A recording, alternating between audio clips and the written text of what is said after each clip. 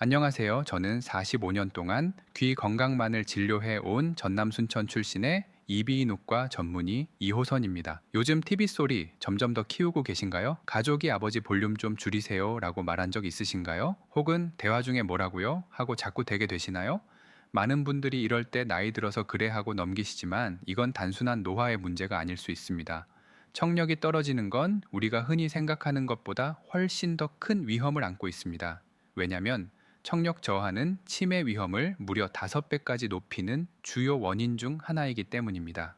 실제로 난청을 앓고 있는 분들 중 많은 분들이 이명, 수면장애, 기억력 저하, 심지어 우울감까지 함께 겪고 계십니다. 하지만 걱정 마세요.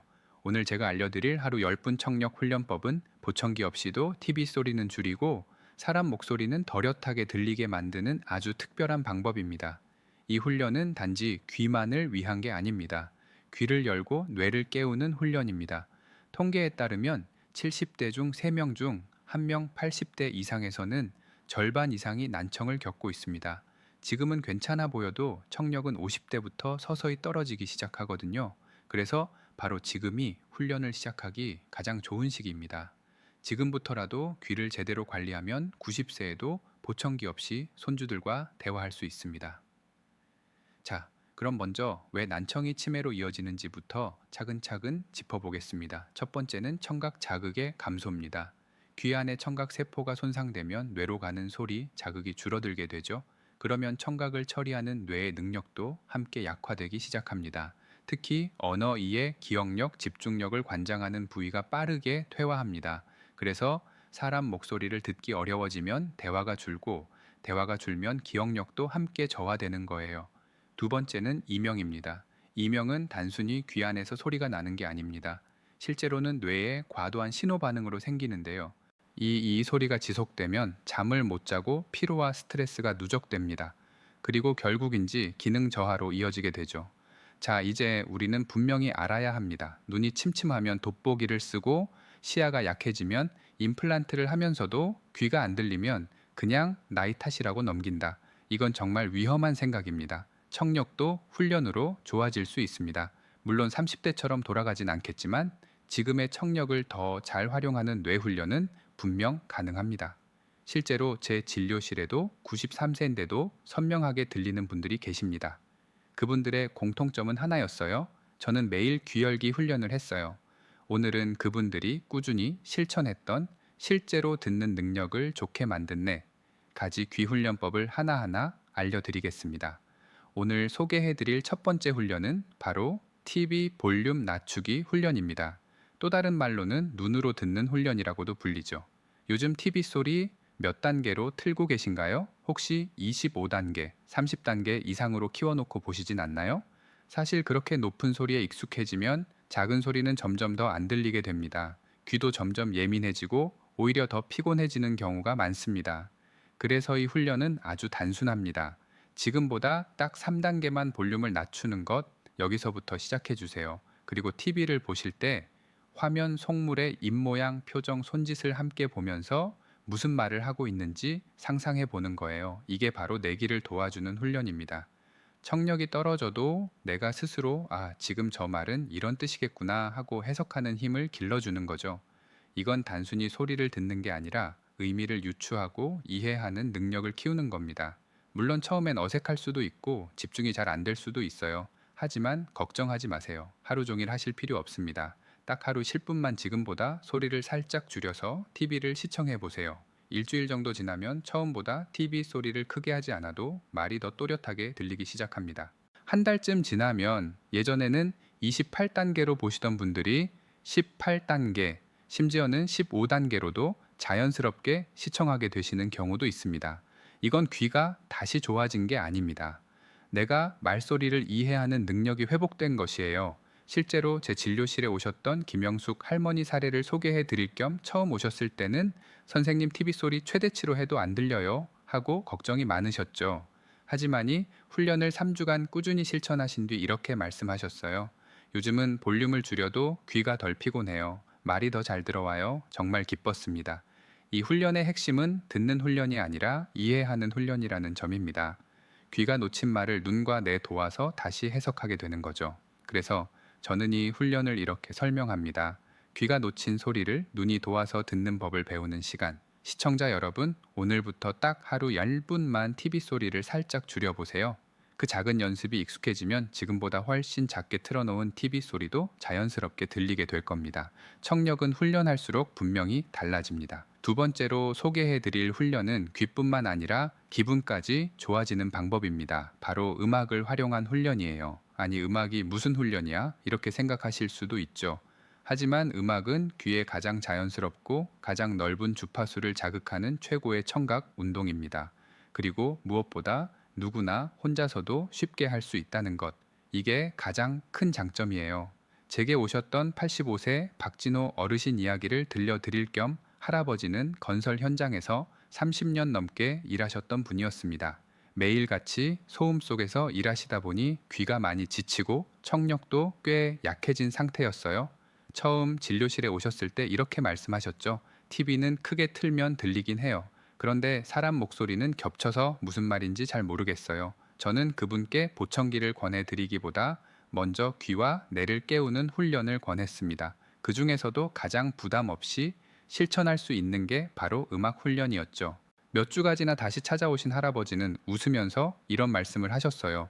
요즘은 조용히 앉아서 트로트를 들어요. 그 시간이 참 위로가 되더라고요. 하루 20분쯤 눈을 감고 좋아하는 음악을 들으시면서 이건 기타 소리인가? 이건 북 같고, 피아노 소리도 나네. 이렇게 악기 소리를 상상하며 듣는 연습을 하셨다고 합니다. 그리고 짧은 소절은 작게 따라 부르기도 하셨죠.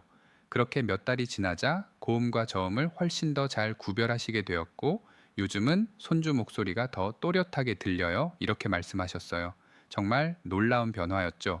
자, 그럼 어떻게 하면 되느냐? 어떤 음악이든 괜찮습니다. 익숙하고 좋아하는 음악이면 충분해요. 그 음악을 반복해서 듣고 한두 소절씩 따라 부르기만 해도 충분한 훈련이 됩니다. 왜냐하면 노래를 부른다는 건 듣고 기억하고 입으로 표현하는 과정이기 때문이에요. 이건 곧 청각, 기억력, 발화 능력까지 동시에 자극하는 훈련입니다. 실제로 하루 한 곡씩 따라 부르기 훈련을 꾸준히 하신 어르신들은 요즘은 말도 더 또렷하게 나오고 대화가 더 즐거워졌어요. 이렇게 말씀하셨어요.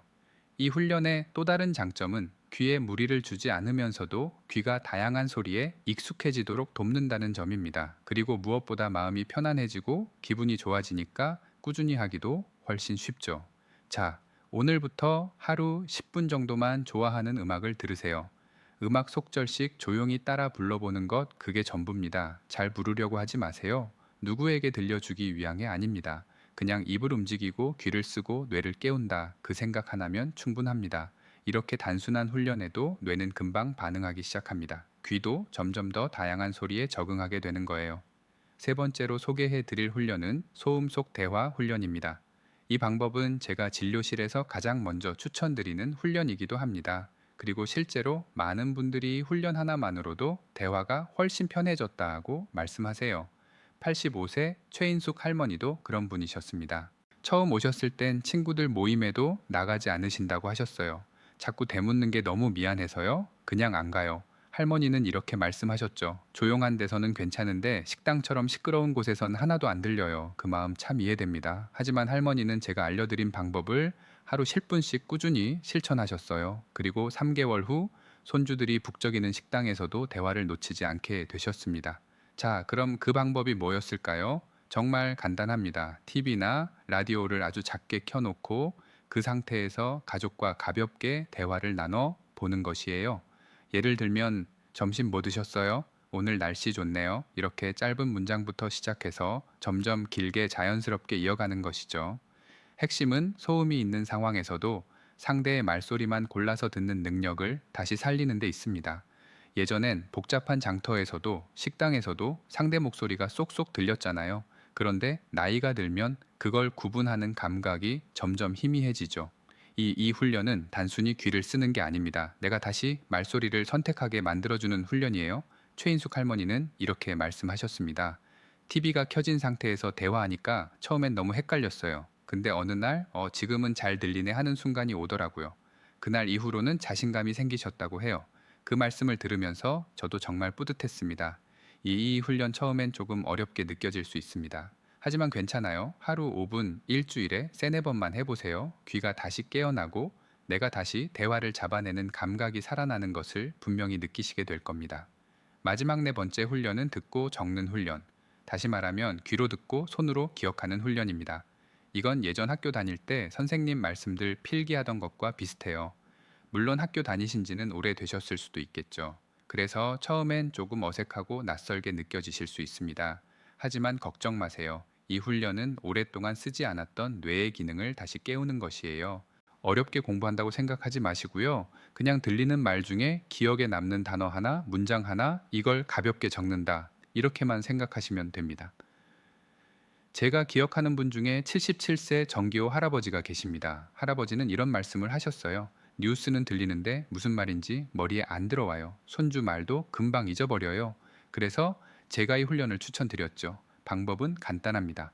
라디오 뉴스나 오디오북을 들으시면서 중간에 잠깐 멈추고 중요해 보이는 말만 메모해 보는 것이에요. 처음엔 한 문장도 못 따라가요. 이렇게 말씀하셨지만 2-3달이 지나자 웬만한 말은 바로바로 이해되셨고 대화 속도도 훨씬 빨라졌다고 하셨어요. 전엔 손주 말이 너무 빨라서 그냥 웃고 말았는데요. 지금은 말도 이해되고 내가 다시 대화의 중심이 된 것 같아요. 그 말씀을 들을 땐 저도 참 울컥했습니다. 이 훈련은 전체 받아쓰기를 하라는 게 아닙니다. 그냥 들으면서 이건 중요하다 싶은 말만 간단히 적어보는 것이에요. 그렇게만 해도 우리 뇌는 이건 중요한 소리야 하고 다시 반응하는 능력을 서서히 회복하게 됩니다. 하루 10분이면 충분합니다. 오늘부터 라디오를 들으시다가 마음에 남는 말이 있다면 조용히 손으로 적어보세요. 그 한 줄이 귀와 뇌를 다시 연결해주는 아주 중요한 시작이 되어줄 겁니다. 이제 4가지 훈련을 모두 마쳤습니다. 어렵지 않았죠? 이건 단순히 귀를 치료하는 방법이 아니라 나의 일상과 대화 그리고 삶을 회복하는 훈련입니다. 지금부터 귀를 깨우고 뇌를 움직이고 사람과 다시 연결되는 일에 조금씩 도전해 보세요. 여러분은 충분히 해내실 수 있습니다. 자, 그럼 이런 생각이 드실 겁니다. 이걸 어떻게 일상 속에서 꾸준히 해볼 수 있을까? 제가 진료실에서 가장 자주 드리는 말씀이 있습니다. 많이 하려고 하지 마세요. 하루 10분만 하세요. 그 대신 그 10분을 꾸준히 해보는 것, 그게 정말 중요합니다. 청력은 하루 아침에 좋아지는 게 아니죠. 하지만 꾸준한 자극이 뇌를 다시 훈련시키고 결국엔 말소리 이해력과 대화 집중력을 되살리게 됩니다.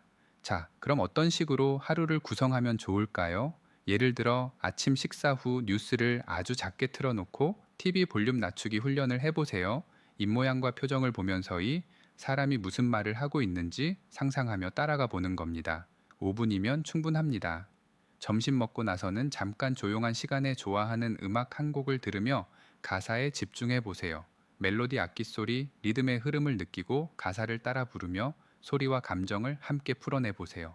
저녁 시간, 가족과 함께 있는 시간이라면 TV를 아주 작게 틀어놓고 소음 속 대화 훈련을 해보는 것도 좋습니다. 오늘 뭐 드셨어요? 오늘 뉴스 뭐 나왔대요? 이런 짧은 대화부터 시작해 보세요.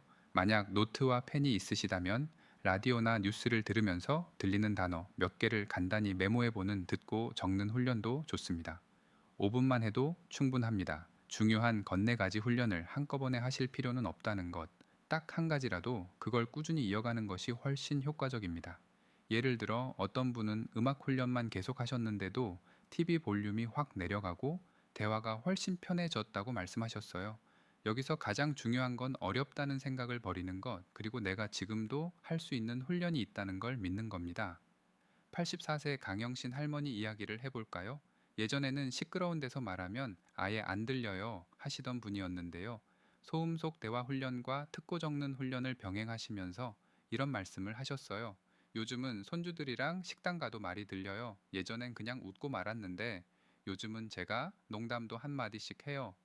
이건 단순히 귀가 좋아진 게 아닙니다. 대화를 되찾고 관계를 회복한 것입니다. 귀는 단순히 소리를 듣는 기관이 아닙니다. 사람과 사람을 연결하는 문, 뇌와 세상을 이어주는 창입니다. 그 문이 닫히면 대화가 줄고 관계가 줄고 세상과의 연결도 점점 끊어지게 됩니다. 하지만 작은 훈련 하나로도 그 문은 다시 열 수 있습니다. 4가지 훈련 모두 하실 필요 없습니다. 그날 할 수 있는 걸 하나씩만 해보세요. 인해 가지 훈련은 청력을 완전히 회복시키는 마법 같은 방법은 아닙니다. 하지만 지금 있는 청력을 최대한 오래 지키고 귀가 놓치는 소리를 내가 다시 보완하도록 만드는 지혜입니다. 그리고 이 훈련들은 귀를 살리고 기억을 살리고 관계를 살리고 삶을 다시 연결해 주는 힘이 되어 줄 겁니다. 진료실에서 저는 매일 그 변화를 직접 목격하고 있습니다. 지금부터는 이 훈련으로 삶이 완전히 달라진 한 어르신의 이야기를 따뜻하게 전해 드리겠습니다. 74세 윤상문 어르신은 충남 공주에서 혼자 지내고 계셨습니다. 아내를 3년 전 먼저 보내신 뒤 말을 주고받을 일이 점점 줄어들었다고 하셨어요. 요즘은 말할 사람이 없어요. 혼자 밥 먹고 TV에 나오는 사람한테 중얼거리는 게 다예요. 그래도 하루 중 가장 기다려지는 시간은 서울에 사는 딸이 걸어오는 전화였습니다.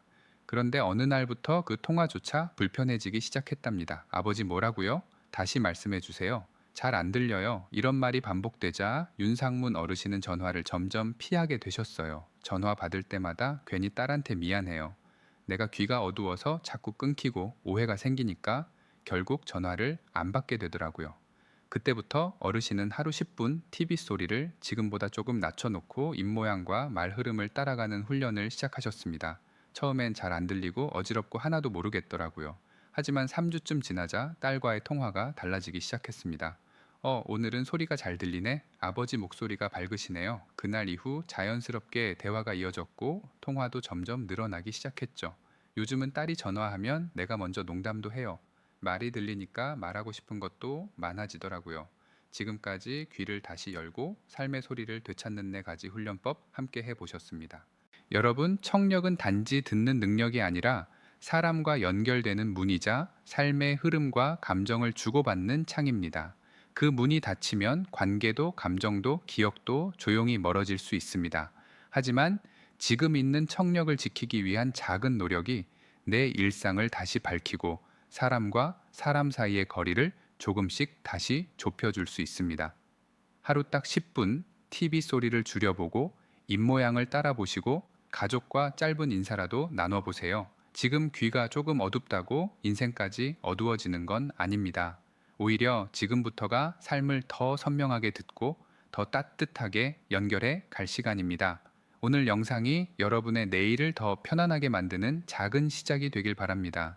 지금까지 이비인후과 전문의로 45년 넘게 귀 건강을 연구해온 이호선이었습니다. 고맙습니다.